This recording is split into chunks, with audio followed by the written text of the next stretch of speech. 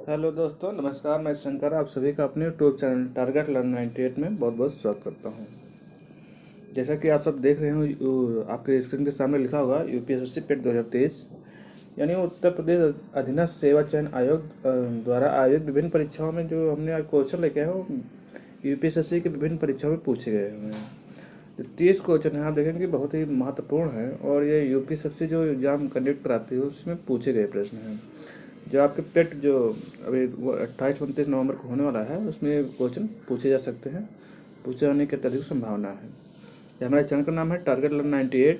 आप अपने दोस्तों में इसको शेयर करें और उनको सब्सक्राइब करें और उनके वीडियो देखने के लिए और आगे शेयर करें। आइए शुरू करते हैं। देखिए, पहला क्वेश्चन आपके सामने है। इसमें पूछा हुआ है कि भाग 4A मूल कर्तव्य से संबंधित अनुच्छेद है, यानी मूल कर्तव्य जो है किस अनुच्छेद में वो इसका उल्लेख किया गया है, जो भाग 4 में है। पहला नंबर तो यही पूछता है कि मूल कर्तव्य किस भाग के पार्ट है, तो ये हो गया भाग 4A के पार्ट है। और इसका सही ऑप्शन क्या होगा, तो अनुच्छेद 51A, यानी इसका सही ऑप्शन जो है राइट हो जाएगा। जब मूल कर्तव्यों का संबंधित अनुच्छेद है 51A में है। इसमें कितने मूल कर्तव्य हैं, पहले 10 थे और 2002 में इसको 11वां जोड़ा गया, तो अब 11 हो गए हैं। ठीक, नेक्स्ट क्वेश्चन है। सेकंड नंबर क्वेश्चन आपके सामने है। सेकंड नंबर पे पूछा हुआ है कि मूल कर्तव्य किस संविधान संशोधन के तहत जोड़े गए। अब आपसे ये भी पूछा हुआ क्वेश्चन है कि मूल कर्तव्य जो है किस संविधान संशोधन के तहत जो हमारे संविधान में जोड़ा गया। इसका सही ऑप्शन होगा पहला वाला, यानी 42वें संविधान संशोधन 1976 में। 1976 में जो 42वां संविधान संशोधन हुआ उसी के तहत ये मूल कर्तव्य जोड़ा गया। नेक्स्ट क्वेश्चन है, क्वेश्चन नंबर तीसरा आपके सामने है। इसमें पूछा हुआ पंचायती राज व्यवस्था को किस संविधान संशोधन के तहत जोड़ा गया, यानी हमारा भाग जो 11 है और 12, तो ये दोनों एक ही साल में जोड़े गए। तो मतलब ये पूछा हुआ किस संविधान संशोधन के तहत इसको जोड़ा गया, तो इसका सही ऑप्शन होगा 73वें संविधान संशोधन 1992 में। और ये है 74वां संविधान संशोधन 1992 में, ये भी है। हाँ, तो उसके तहत पंचायती राज को यहाँ पे पंचायती राज को 73वें जोड़ा गया और नगर पालिका नगर निगम जो है ये 74वें जोड़ा गया था। नेक्स्ट है आपके सामने, नेक्स्ट क्वेश्चन है। इसमें पूछा हुआ है आपसे संघ और राज्यों के बीच संबंध किस अनुच्छेद में आते हैं, यानी संघ और राज्यों के बीच जो संबंध है। पहले नंबर तो यही पूछेगा आपसे किस भाग में संघ और राज्यों का उल्लेख है, तो भाग ये है आपका 11। और इसमें पूछा हुआ कि किस अनुच्छेद के अंतर्गत आते हैं, तो ये 245 से 263। किस अनुच्छेद के तहत, 245 से 263 अनुच्छेद के अंतर्गत संघ और राज्य के बीच संबंध को दर्शाया गया और उल्लेख किया गया है। क्वेश्चन नंबर 5 आपके सामने 5वां क्वेश्चन है। इसमें पूछा हुआ है कौन से अनुच्छेद के अंतर्गत भारत का सर्वोच्च न्यायालय नागरिकों के मौलिक अधिकारों की रक्षा करता है, यानी हमारा सुप्रीम कोर्ट जो है इन नागरिकों को मौलिक अधिकारों की रक्षा किस अनुच्छेद के तहत करता है, तो अनुच्छेद 32 के तहत। अनुच्छेद 32 के तहत हमें 5 प्रकार के जो रिट जारी करने का आदेश देता है सुप्रीम कोर्ट, उसी के तहत ये हमारे नागरिकों के मौलिक अधिकारों की रक्षा करता है। ये 5 प्रकार की रिटें होती हैं, आप सब जानते होंगे। नेक्स्ट क्वेश्चन है भारतीय संविधान का कौन सा अनुच्छेद राज्य सरकार को ग्राम पंचायतों के गठन का निर्देश देता है। ये डीपीएसपी से डायरेक्ट क्वेश्चन है। डीपीएसपी पूछ सकता है किस मतलब कौन से नीति तत्वों में इसका उल्लेख किया गया है, या पूछ सकता है किस अनुच्छेद में राज्य सरकार को पंचायतों गठन का निर्देश दिया गया है। इसका सीधा आंसर होगा अनुच्छेद 40। अनुच्छेद 40 को अनुच्छेद 40 जो है इसके तहत राज्यों का निर्देश दिया गया है कि राज्य सरकारें ग्राम पंचायतों का गठन करें। तो किसके सुझाव से, गांधी जी के प्रयास से इसको शामिल किया गया था। नेक्स्ट क्वेश्चन है, क्वेश्चन नंबर 7 है। इसमें पूछा हुआ आपसे भारत के संविधान के किस अनुच्छेद के अंतर्गत भारत के राष्ट्रपति पर महाभियोग चलाया जा सकता है, यानी राष्ट्रपति पर महाभियोग किस अनुच्छेद के तहत लगाया जा सकता है, तो अनुच्छेद 61। इसका ए ऑप्शन सही हो जाएगा। अनुच्छेद 61 के तहत राष्ट्रपति पर महाभियोग चलाया जा सकता है। किस आधार पर, संविधान के उल्लंघन के आधार पर, एक ही आधार पर, और ये उनको 14 दिन पूर्व सूचना देना होगा कि आप पे महाभियोग लगाया जाएगा। नेक्स्ट क्वेश्चन है, जैसे पूछा हुआ है कि जापान का विशालतम द्वीप कौन सा है, यानी जापान में सबसे बड़ा द्वीप जो है, जापान के द्वीपों पर बसा हुआ, तो इसमें पूछा सबसे बड़ा द्वीप कौन सा है, तो ये होन्शु है। नंबर 1 पे ये, नंबर 2 पे होक्काइडो, होन्शु और होक्काइडो है। नंबर 1 पे होन्शु, इसका राइट ऑप्शन क्या होगा, होन्शु है। नेक्स्ट क्वेश्चन है,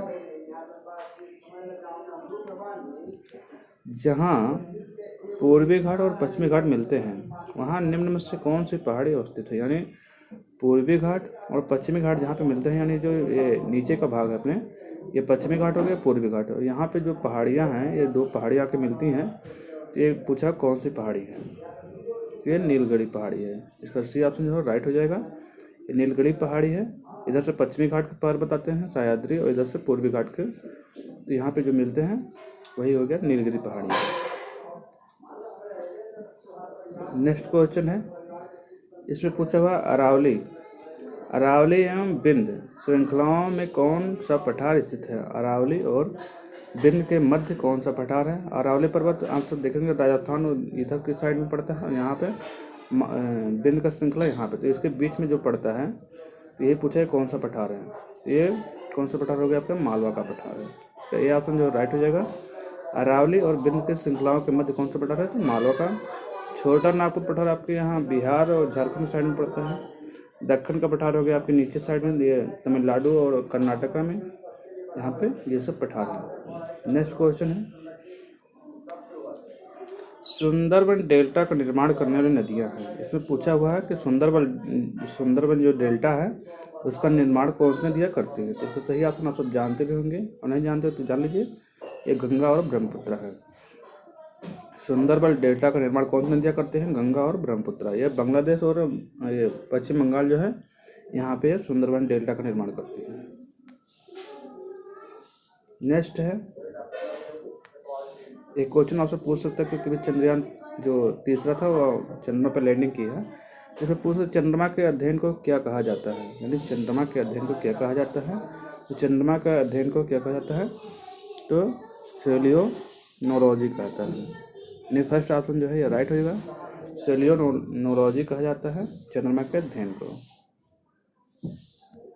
नेक्स्ट क्वेश्चन है, इसमें पूछा हुआ है पृथ्वी की सतह के सबसे ऊपरी परत को कहते हैं। पृथ्वी की सतह जो है इसके सबसे ऊपरी परत को क्या कहा जाता है, तो इसके सबसे ऊपरी परत को कहा जाता है भूपर्पाटी। यानी जो पृथ्वी मान लीजिए ये है, तो यहाँ पे जो 3 भागों में इसको डिवाइड कर दीजिए, ये हो गया आपका भूपर्पाटी, ये हो गया आपका मेंटल, ये हो गया कोर। ये भूपर्पाटी हो गया, ये मेंटल हो जाएगा और ये कोर हो जाएगा। ठीक, 3 भागों में इसको डिवाइड कर सकते हैं। नेक्स्ट क्वेश्चन है, पर्वतों को अध्ययन को क्या कहते हैं, यानी जो पर्वतों का अध्ययन किया जाता है उसे क्या कहा जाता है, उसे ओरोलॉजी कहा जाता है। सी ऑप्शन जो है राइट हो जाएगा, पर्वतों के अध्ययन को कहते हैं ओरोलॉजी कहते हैं।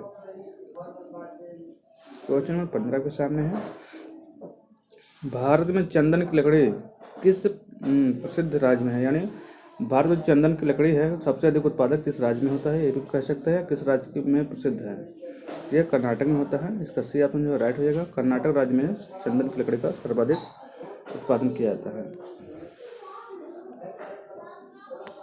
नेक्स्ट पे है, कुक्कुटी वन पशु विहार राज्य में किस राज्य में स्थित है। जो कुक्कुटी वन पशु विहार है वह किस राज्य में पड़ता है, तो आपका हिमाचल प्रदेश में पड़ता है। तो ये ऑप्शन जो है राइट हो जाएगा, कुक्कुटी वन पशु विहार किस राज्य में है, तो हिमाचल प्रदेश में है। और जान लीजिए राजस्थान में ये केवला देव और कर्नाटक में साइलेंट वैली ये सब पढ़ते हैं। 17वां क्वेश्चन है, इसमें पूछा भरतपुर पंछी अभ्यारण्य किस राज्य में स्थित है। भरतपुर पंछी अभ्यारण्य किस राज्य में है, तो ये आपका राजस्थान राज्य में पड़ता है। कहाँ पे, राजस्थान। नेक्स्ट क्वेश्चन है, भारत में गेहूं का सबसे बड़ा उत्पादक राज्य कौन सा है, यानी भारत में गेहूं का सबसे बड़ा उत्पादक राज्य कौन सा है, तो आपका उत्तर प्रदेश है। अगर हेक्टेयर के हिसाब से पूछे तो पंजाब हो जाएगा। हेक्टेयर में सबसे अधिक उत्पादन करता है पंजाब, और जबकि संपूर्ण रूप से समग्र रूप से देखा जाए तो उत्तर प्रदेश गेहूं का सर्वाधिक उत्पादन करता है। क्वेश्चन नंबर 19 आपके सामने है, इसमें पूछा लौंग होता है, यानी लौंग जो आपने देखा होगा या खाए भी होंगे अब। तो इसमें यह क्या होता है, तने की गांठ होती है, जड़ की गांठ होती है, पत्ती होती है, सूखे फूल होते हैं। इसका सही अर्थ में सूखे फूल होते हैं। लौंग क्या होता है, फूल होता है जो सुखा के बनाया जाता है।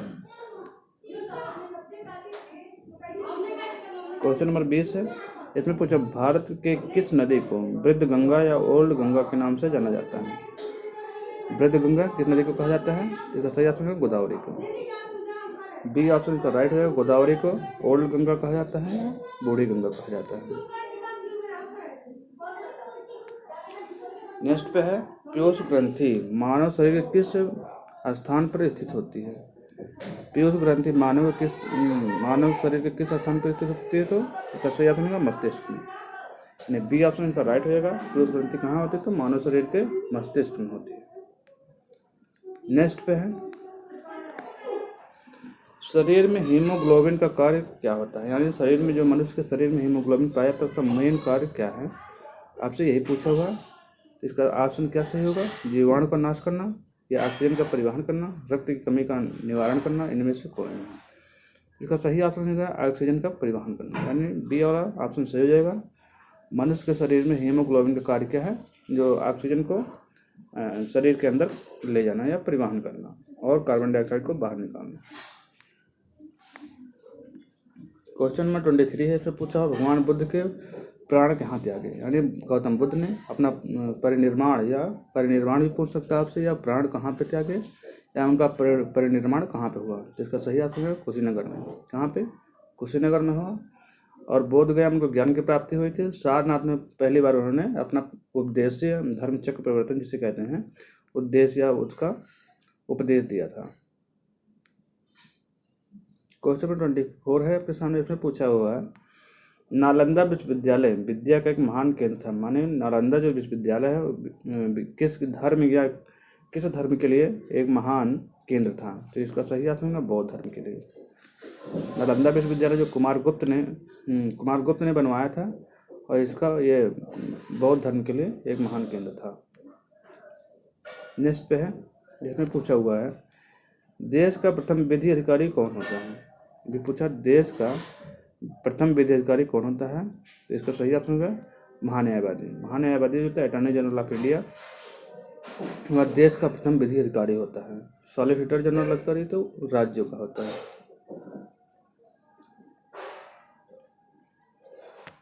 इसमें पूछा हुआ है 26 नंबर पे, संसद के लोकसभा सदस्य बनने हेतु न्यूनतम आयु कितनी होनी चाहिए।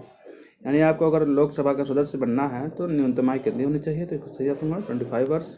अगर राज्यसभा का बनना है तो 30 वर्ष और राज्यपाल या राष्ट्रपति बनना है तो 35 वर्ष। ये 3 इसमें बनाए गए हैं। और अगर आपको प्रधान ग्राम पंचायत अधिकारी ग्राम पंचायत का जो प्रधान बनते हैं उनके लिए 21 वर्ष है।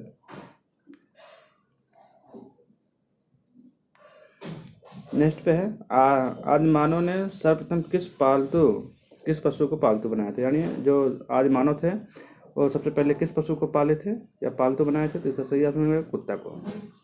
सबसे पहले किस जानवर को पालते थे, तो कुत्ता को पाले थे। नेक्स्ट पे है किस संविधान संशोधन के द्वारा वोट डालने की उम्र को 21 से घटाकर 18 वर्ष कर दिया गया था। यानी किस संविधान संशोधन के तहत जो उम्र थी वोट डालने की वो पहले 21 वर्ष थी, उसके बाद संशोधन करके 18 वर्ष कर दिया गया। तो यह 61वां संविधान संशोधन था जो 1959 में हुआ था। इसके तहत इसको घटा के 18 वर्ष कर दिया गया था। नेक्स्ट पे है, इसमें पूछा हुआ है हड़प्पा के स्थलों में कांस्य नर्तकी की मूर्ति कहाँ से प्राप्त हुई। यानी जो कांसे की मूर्ति प्राप्त हुई एक नाचती औरत का या नर्तकी का, वो कहाँ से मिला है। इसका सही ऑप्शन होगा ऑप्शन सी वाला, यानी मोहनजोदाड़ो से। कहाँ से मिला है, तो मोहनजोदाड़ो से प्राप्त हुआ है। नेक्स्ट क्वेश्चन है आपके सामने, या मोहनजोदाड़ो के ही मृतकों का टीला भी कहा जाता है। ये लास्ट क्वेश्चन है आपके सामने, ये देखेंगे 30वां नंबर पे है। इसको आप बताइएगा कि 1857 की क्रांति की शुरुआत कब हुई थी। 1857 की क्रांति 10 मई 1857 में हुई थी। इसका फर्स्ट ऑप्शन जो है 1857 की क्रांति कब चालू हुई, 10 मई 1857 को। और कहाँ से, तो मेरठ से।